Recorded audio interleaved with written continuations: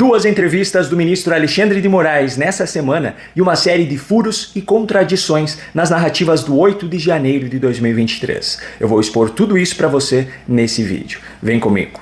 Em entrevista exclusiva ao jornal O Globo para falar sobre o 8 de janeiro, o ministro do Supremo Tribunal Federal falou sobre supostos planos para atacá-lo. O primeiro plano era num domingo, as forças especiais viriam de Goiânia, 100 pessoas das forças especiais, também é um exagero, mas viriam, me prenderiam e levariam para Goiânia.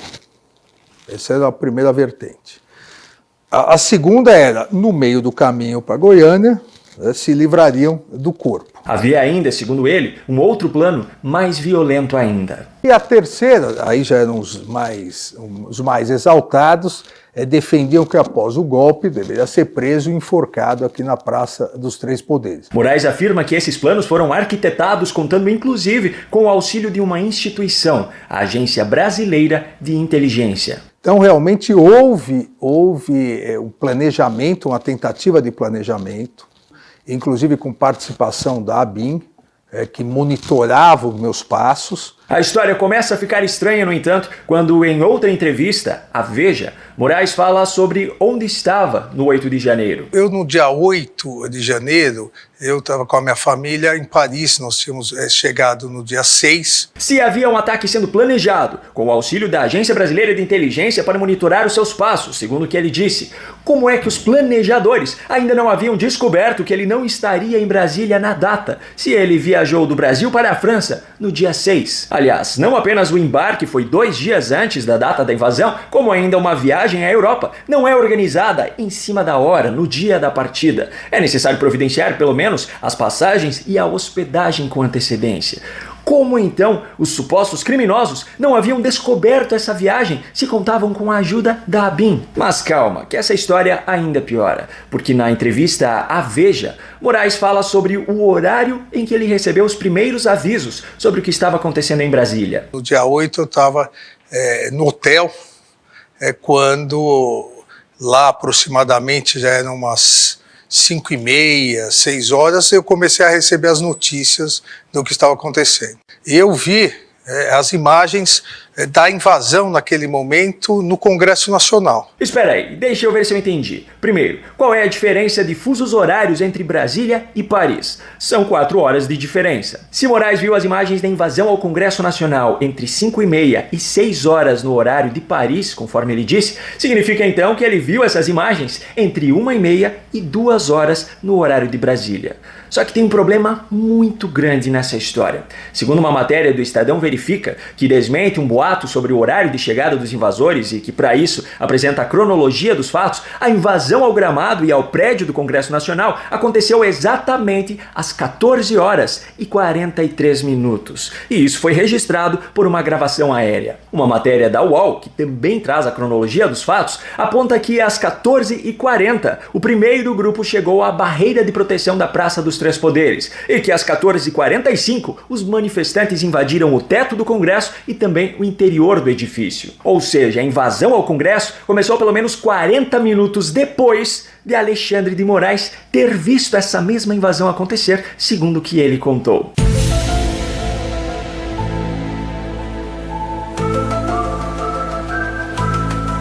Bom, seguindo adiante na entrevista à Veja, Moraes contou para quem foi a primeira ligação dele ao saber dos fatos. Imediatamente eu liguei para o ministro Flávio Dino. O ministro Flávio Dino já é meu amigo há muito tempo, desde 2005, né? Nós temos uma relação de amizade. Ora, 2 amigos de longa data, quase 20 anos de amizade, ambos chegam ao Supremo Tribunal Federal, a mais alta instância do judiciário brasileiro e que só tem 11 vagas em meio a uma população de mais de 200 milhões de habitantes.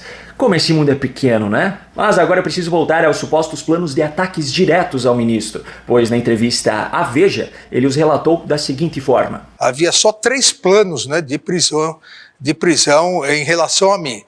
Um só com prisão e outros 2 com prisão e morte e sumindo o corpo. Pera aí, para a Veja, ele disse que esses 2 planos de assassinato envolviam o ato de sumir com o corpo. E outros 2 com prisão e morte e sumindo o corpo. Mas na hora de contar a mesma história para O Globo, um desses planos já era exatamente o contrário. Era uma exposição na Praça dos Três Poderes. Ele ia ser preso e enforcado aqui na Praça dos Três Poderes. E aí, em qual das versões da história nós devemos acreditar? Outra narrativa que caiu por terra, pelas palavras do próprio ministro, foi a de que o governo Bolsonaro atacava as instituições constantemente, principalmente o STF, de uma maneira nunca antes vista na história do país. A versão, repetida várias vezes por Moraes e alinhada à versão utilizada também por Lula nesse ano, foi contradita pela afirmação de que ataques vieram sempre de ambos os lados. O Supremo não se politiza, o Supremo não tem ideologia.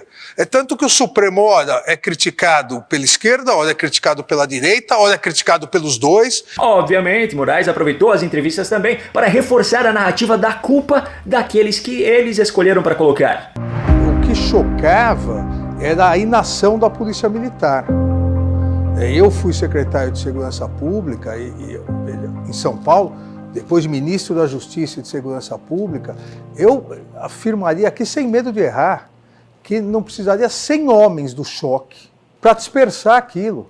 Engraçado é que um advogado, pelo fato de ter sido secretário de Segurança Pública e também ministro da Justiça, cargos que são definidos por nomeação, acredita que tem experiência para julgar estratégias de polícia, sem nunca ter sido policial. Mas caso você que está assistindo esse vídeo seja policial, guarde para si a frustração, pois esse seu descontentamento pode ser punido pela poderosa caneta que ele vem utilizando agora, a de ministro do Supremo Tribunal Federal, um cargo que, por sinal, também é definido por nomeação. Aliás, essas canetas dos ministros têm sido utilizadas ultimamente para escrever não apenas nas páginas do judiciário. O próprio Moraes relata ter, nas palavras dele, sugerido aquilo que o executivo deveria fazer no dia 8. Num determinado momento, o presidente Lula e o ministro Flávio Dino conversaram sobre a possibilidade de intervenção federal ou GLO.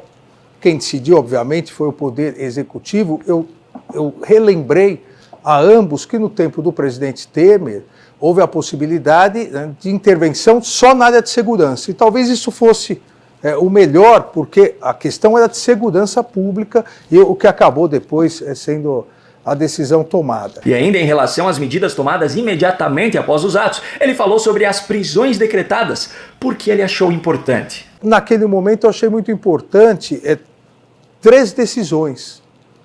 A prisão do então secretário, a prisão do comandante-geral da Polícia Militar, porque os indícios comprovavam claramente a inação total. E não foi só isso, teve também o afastamento do governador do Distrito Federal. Ao mesmo tempo, o afastamento do governador, isso também me pareceu muito importante, além da intervenção que foi decretada pelo presidente, o afastamento do governador, para evitar que pudesse ocorrer algo extremista em outros estados, eventualmente algum governador apoiar esse movimento golpista. Quer dizer então que se uma invasão acontece dentro de um estado, o governante desse estado deve ser afastado do seu cargo para que os governantes dos outros estados entendam que eles não podem permitir uma invasão dentro dos seus estados? Seguindo essa lógica, se algum outro país resolvesse invadir o Brasil, então, Lula deveria ser afastado do seu cargo de presidente da República para que os presidentes dos outros países da América do Sul entendessem que os países deles não devem ser invadidos também. Bom, outra afirmação feita por Moraes foi a de que não há prazo para o encerramento das investigações. Não há limite para investigação. Todos os responsáveis, todos aqueles que a Polícia Federal, a Procuradoria-Geral da República demonstrarem que participaram, sejam como executores, financiadores, instigadores, divulgadores, autores intelectuais, sejam políticos, não políticos, militares ou civis, todos serão responsabilizados. Perceba que ele citou instigadores. E aí eu pergunto, qual é a clara definição de instigação? Porque da forma como o ministro colocou, pode ser que em algum momento, se eles tiverem esse entendimento, uma pessoa que pode ter simplesmente falado que os brasileiros precisavam ir às ruas para se manifestar, se eles entenderem que isso foi uma instigação aos atos de 8 de janeiro, essa pessoa pode ser responsabilizada por isso, mesmo que daqui 1, 5, 10 anos. Aliás, convenientemente, Esses conceitos vagos abrem margem para que haja uma interpretação das atitudes de políticos opositores como instigação aos atos. E, coincidentemente, a interminável caça a um motivo para prender Bolsonaro, que até agora não deu resultado,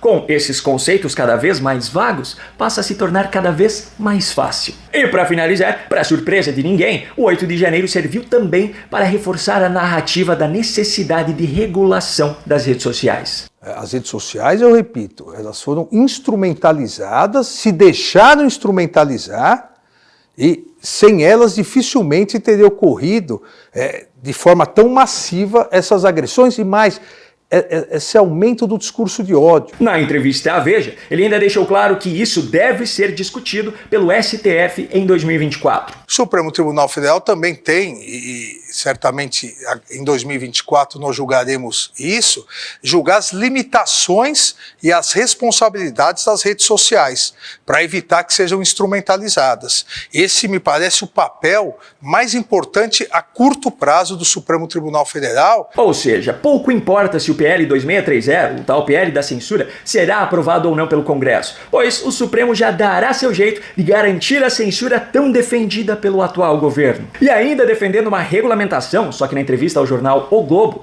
Moraes falou em lavagem cerebral. Então, houve uma lavagem cerebral nessas pessoas. Essas pessoas aderiram dolosamente a uma lavagem cerebral feita por via das redes sociais. Então, nós precisamos tomar cuidado com isso. É necessário essa regulamentação. Pois é. Falando em lavagem cerebral, eu me peguei aqui pensando, se em 2017 a visão de Moraes sobre o PT era essa... Você como ministro da Justiça, pretende lidar como com esses manifestantes, tendo em vista também a vigência da lei antiterrorismo? Seria a prisão desses manifestantes chamados de petistas, comunistas e baderneiros uma solução e uma forma de recuperação desses que têm o ideal diferente do governo golpista? Em relação à última questão do nosso simpatizante aqui, de um governo corrupto, que foi colocado para fora do Brasil pela corrupção, pela falta de vergonha na cara de quem roubava bilhões e bilhões, se, ao invés de roubar bilhões, tivesse investido na segurança, se ao invés de desviar dinheiro para construir porto em Cuba, tivessem investido em presídio, nós estaríamos muito melhor. Obrigado. Ele não teria passado também por uma lavagem cerebral para hoje estar tão alinhado aos princípios defendidos pelo PT? E pior, o que será que fez com que ele tivesse essa mudança de pensamento? Mais do que nunca, você precisa fazer agora o seu papel compartilhando esse vídeo para que ele chegue a mais pessoas. Não se esqueça também de se inscrever no canal e ativar o sininho de notificações, pois só assim você garante que receberá todo o conteúdo novo que nós publicamos por aqui. Um grande abraço e até o próximo vídeo.